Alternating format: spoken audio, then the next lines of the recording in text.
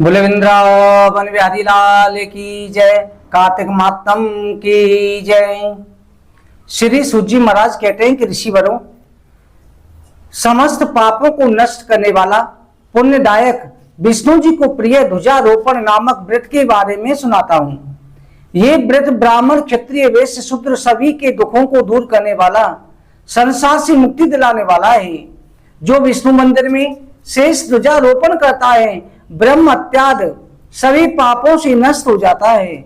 सभी पाप नष्ट हो जाते हैं। ध्वजारोपण से गंगा स्नान, तुलसी सेवा, शिवलिंग पूजन के समान है। कार्तिक मास में शुक्ल पक्ष की द्वादशी के दिन मनुष्यों को चाहिए विधि पूर्वक दातुन करके स्नान करें, नित्य कर्मों से निवृत्त होकर के विष्णु जी की पूजा करें, 2 स्तंभों में दाता विदाता का पूजन करें, हल्दी, अक्षत, गंध, श्वेत पुष्पों की माला रख करके 20 हाथ भूमि को लेपें, उसमें घर की अग्नि प्रज्वलित करके खीर और घृत की 108 आहुति डाल करके हवन करें। फिर मंगलवार सूक्त पाठ नित्य करते हुए विष्णु मंदिर में जाए और वहां जाकर के उसे देव मंदिर के शिखर पर ध्वजा स्थापित करनी चाहिए। देव मंदिर के शिखर पर जाकर के ध्वजारोपण करना चाहिए। इसके साथ में भगवान विष्णु जी की पूजा करें, प्रार्थना करें कि ऋषिकेश, हे महापुरुष, हे पूर्वज, आपको प्रणाम है।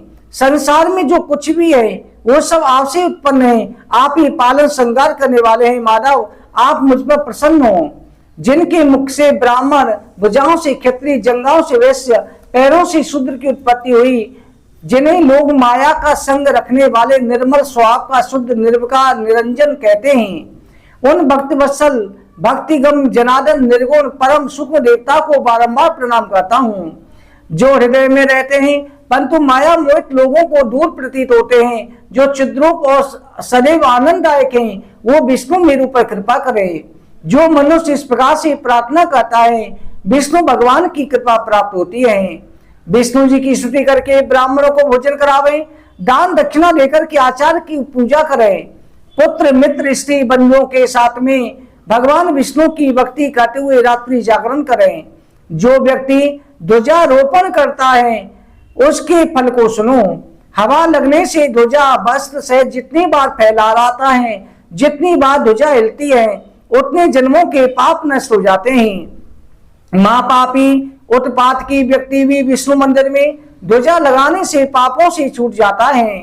जितने दिनों तक विष्णु मंदिर पर ध्वजा रहती है, उतने 1000 युगों तक हरि लोक में वास प्राप्त होता है। आरोपित ध्वजा को देख करके धार्मिक पुरुष प्रसन्न होते हैं, करोड़ों पापों से छूट जाते हैं। एक प्राचीन इतिहास वर्णन करता हूँ, सभी पापों को नष्ट करने वाला है। प्राचीन सतयुग में सुमति नाम का एक चंद्रवंशी राजा था। वो बड़ा धनी, 7 द्वीपों पर राज करने वाला था। सर्व लक्षण संपन्न, समस्त संपत्तियों से युक्त, सदैव श्री हरि की कथा सेवन करने वाला, हरि पूजा परायण था। वो हर भक्तों की सेवा करने वाला, सबका भला चाहने वाला, शांत पवित्र यशस्वी था। उसकी सत्यवती नामक पतिव्रता पत्नी लक्षणों से युक्त बड़ी बुद्धिमान थी। वो दोनों स्त्री पुरुष नित्य जलदान करते थे, तालाब, कूप, बगीचों का निर्माण कराया करते थे। वो सती रानी सत्यवती विष्णु मंदिर में जाकर नित्य गीत आदि द्वारा भगवान को संतुष्ट किया करती थी। वो राजा प्रत्येक द्वादशी तिथि को बड़ी धूमधाम के साथ विष्णु मंदिर में ध्वजारोपण किया करता था। ऐसे हरिभक्त राजा और उसकी पत्नी सत्यवती भी, देवतागण भी सदैव प्रशंसा किया करते थे। एक बार उस धर्मात्मा राजा उसकी पत्नी को देखने के लिए बिंबादक नाम के ऋषि अपने शिष्यों के साथ में आए। राजा ने अपनी पत्नी सहित उनका आदर सम्मान किया। अतिथि सत्कार के बाद उन्हें आसन पर बैठाया। राजा स्वयं नीचे आसन पर बैठ गए, हाथ जोड़कर के कहने लगे, मुनीश्वर, आपकी कृपा से मैं धन्य हो गया हूँ। संतों का आगमन प्रशंसीय सुखदायक कहा गया है। वो जहां पर आते हैं वहां संपत्तियां विद्यमान रहती हैं। हे तेज कीर्ति के धनी विप्रश्रेष्ठ, आप मुझे आज्ञा दीजिए, मैं क्या करूं।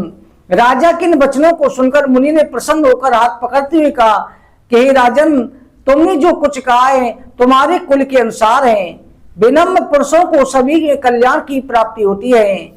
हे नृपश्रेष्ठ, विनय से ही अर्थ, धर्म, काम, मोक्ष की प्राप्ति होती है। विनम्रता से सब कुछ मिलता है। तुम्हें सद्मार्ग पर चलते हुए देखकर हम बड़े प्रसन्न हैं। तुम्हारा कल्याण हो। हम तुमसे पूछते हैं उसे बताओ।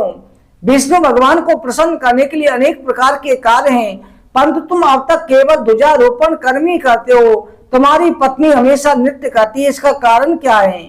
ये सुनकर के राजा ने कहा, भगवान इस विषय में सुनिए, हम दोनों का प्राचीन चरित्र है। पूर्व जन्म में मालिनी नामक शूद्र था। मैं सदैव कुमार्ग पर चलता, सब लोगों का हित करता था। मैं धर्मदेशी, देवताओं का धन हरण करने वाला, मां पापियों की संगति में रहने वाला, भक्ष्य अभक्ष्य को खाने वाला था।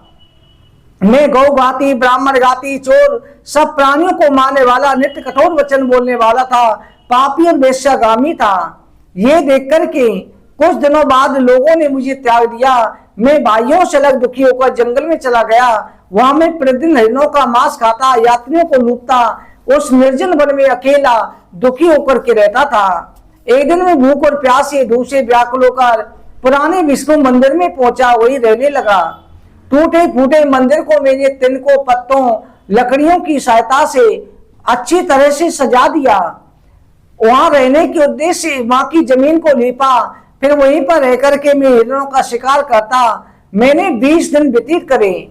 वहां पर विंध्य देश में उत्पन्न हुई एक स्त्री आ पहुंची। वो निषाद कुल में उत्पन्न कोकुलनी नाम वाली थी। बंधु वर्गों ने, उसके भाइयों ने उसे निकाल दिया था, क्योंकि वो व्यभिचार करती थी। भूख से व्याकुल होकर अपने कर्मों पर पछताती हुई जंगलों में घूमती हुई देवयोग से वहां गई। उस दुखनी को देखकर मुझे बहुत घृणा हुई। उसे जले हुए मांस और जंगली फलों को उसे दिया, वो संतुष्ट हो गई। मेरे पूछने पर उसने कुछ बताया। उसने कहा कि मैं दामक नामक निषाद के कोकुलनी नाम की पुत्री विंध्याचल पर्वत पर रहने वाली हूँ। पराये धन को चुराने वाली, सदैव कठोर वचन बोलने वाली, पति की हत्या करने वाली, भाइयों ने उसे त्याग दिया है। निर्जन स्थान पर मेरे पास आकर विष्णु मंदिर में वो रहने लगी। हम दोनों पति पत्नी बनकर वहां रहते, मांसाहार खाते। एक दिन रात्रि को देवालय में हम भोजन करने के बाद मद्य का सेवन किया। एक दंडी को कपड़े में बांधकर अत्यंत प्रसन्न होकर नृत्य करने लगे। तभी हम दोनों की भगवान के सामने नृत्य करते करते मृत्यु हो गई। यमदूत हमें हाथों में भयंकर मुद्गल लेकर, भयंकर फांस में लेकर के हमें वहां से बांध करके यमलोक ले गए। परंतु भगवान मधुसूदन अंतिम समय में अपने सामने नित्य कर्म से प्रसन्न हो गए। उन्होंने अपने दूतों को यमपुरी से हमें वापस लाने के लिए भेजा। उस समय यमदूत और विष्णु दूतों में बड़ा विवाद हुआ। भगवान के दूत संग चक्र गदा पद्मधारी सहस्रों सूर्यों के समान प्रकाशमान कोमल वचन बोलने वाले थे। देवदूत कहने लगे, दुराचारी यमदूतों, तुमने विवेक खो दिया है। तुम निष्पाप हरि के भक्त पति पत्नी को तुरंत छोड़ दो। तीनों लोकों में विवेक की संपत्तियों का मूल कारण है। पाप बुद्धि रखने वाले अविवेकी पुरुष को अधम समझना चाहिए। यमदूतों ने कहा, आप लोगों ने सत्य कहा, परंतु ये दोनों माँ पापी हैं। हम इन्हें दंड देने के लिए हम लोग ले जाएंगे। वेदों में लिखा है वही धर्म है, नहीं लिखा है वो अधर्म है। तब देवदूतों ने कहा कि इस प्रकार तुम कहते हो, बड़े अचंभे की बात है। धर्म दृष्टि रखने वाले यमलोक में माधर्म में प्रवेश कर रहा है। तुम लोग पाप करने के कारण ही ऐसे कर्मों को भोग रहे हो और तुम चंद्र सूर्य की स्थिति तक नरक में रहोगे। तुम बारंबार पाप क्यों करते हो? वेद में निसंदेह सत्य कहा गया है, परंतु इन्होंने अंतिम समय में हरि मंदिर में नृत्य किया, ध्वजारोपण करी, इसलिए सभी पापों से छूट गए हैं। तुम इन्हें अविलंब मुक्त कर दो। अंतिम समय में जिनका नाम सुनने मात्र से परम पद प्राप्त होता है, उनकी सेवा करने वालों के विषय में क्या कहा जाए। महापापी अथवा लघु पापी व्यक्ति भी विष्णु भक्तों के दर्शन पा लेता है, उसे परम गति मिलती है। जो व्यक्ति गरीब आदि गरीबी विष्णु मंदिर में निवास करते हैं, तो कहना ही क्या। हर मंदिर को लीपने, सफाई करने, मरम्मत की, पुराने टूटे हुए मंदिर को मरम्मत करने से इनके सभी पाप जलकर के भस्म हो गए हैं। इसलिए इनको दीपदान करने से महापुण्यशाली हो गए हैं। अभी यमलोक नहीं जाएंगे, इनके बंधन काट दो। ये कह करके देवदूत हमारे बंधन कटवा करके विष्णु लोक को ले गए। हम भगवान विष्णु के समीप रहे, करोड़ों युगों तक हम भगवान विष्णु के पास रहे, फिर ब्रह्मलोक में आए, फिर चंद्रलोक में रहे, फिर स्वर्ग लोक से हमने पृथ्वी पर जन्म लिया है। यहाँ पर भी हम अच्छे प्रतापी, राजवंशी, संपत्तिवान कुल में हमने जन्म लिया। मेरी पति, मैं और मेरी पत्नी, हम दोनों पति पत्नी पिछले जन्मों के कर्म से इस समय भी पति पत्नी बने हैं। हम दोनों ने राजकुल में जन्म लिया है। हमें अनिच्छा से, अनजाने में जब ये कर्म किया तब ऐसा फल मिला। भक्ति पूर्वक भगवान माधव की अर्चना करेंगे तो कितना फल मिलेगा।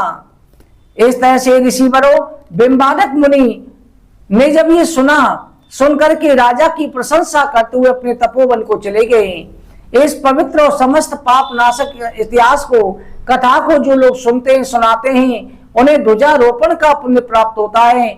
आज के दिन भगवान विष्णु के मंदिर में तुलसी जी में ध्वजा अवश्य लगानी चाहिए। आप ध्वजारोपण अवश्य करें। बोलो कार्तिक मातम की जय। आज के दिन मसूर और तांबुल नहीं खाना है। जय जय श्री राधे, जय जय श्री राधे, जय जय श्री राधे।